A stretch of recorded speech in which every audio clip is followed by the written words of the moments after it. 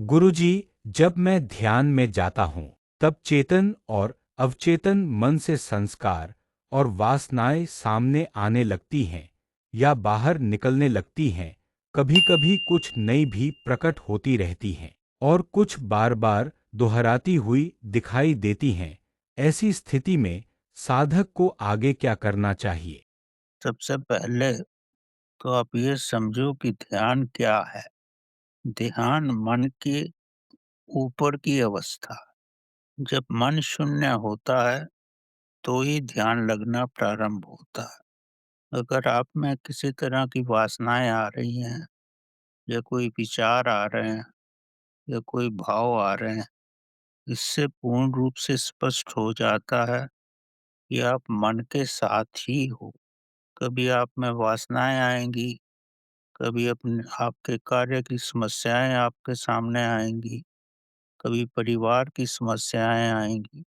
ये सब एक ही है। ये मन के अंदर की अवस्थाएं हैं। जब पानी गंदा होता है तो उसमें कुछ भी बाहर निकल सकता है। चाहे आप में वासनाएं आती हैं, चाहे विचार आते हैं या कोई समस्याएं आती हैं, इसका मकसद यही है कि आप मन के साथ हो।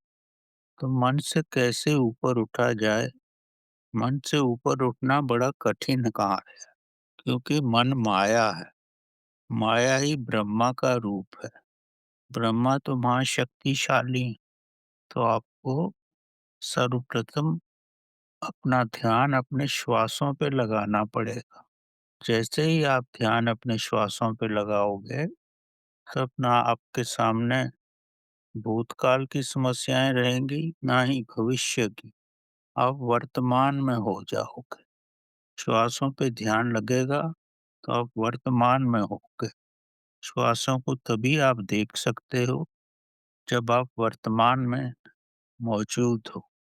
जैसे ही आप श्वासों पे ध्यान दोगे, तो एक श्वास और दूसरे श्वास के मध्य आपकी शून्यता बढ़ जाएगी और शून्यता ही प्रभु का रूप है। इस शून्यता में मन नहीं टिक सकता।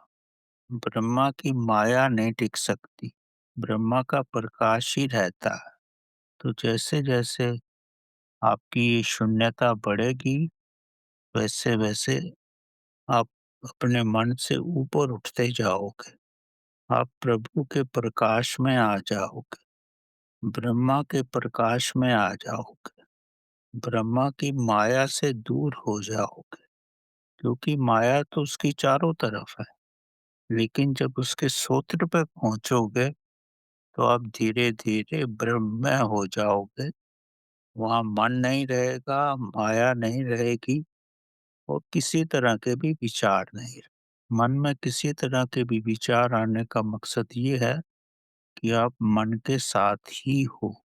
तो पहले श्वासों की साधना को दृढ़ता से करो। प्रतिदिन शुद्ध भावना से करो। ये नहीं कर सकते तो मंत्र जाप करो। अपने मन के भीतर जिस मंत्र से भी आप संबंधित हो, उसका जाप करो।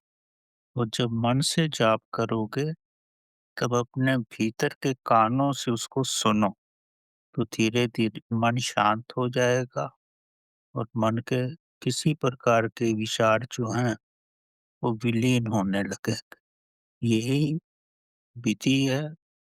अगर आप प्रभु प्रेम में हो, जब प्रेम में हो तब तो कोई दूसरा विचार ही मन में नहीं आ सकता। जब प्रेमी अपनी प्रेयसी के साथ होता है, तो उसमें दूसरा विचार आ ही नहीं सकता।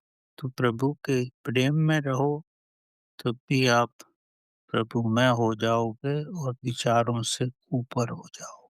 तो जिससे भी आपका मन मानता है, जैसे भी आपकी वृत्ति है, मंत्र जाप करने की, ध्यान में जाने की या प्रेम की, भक्ति की,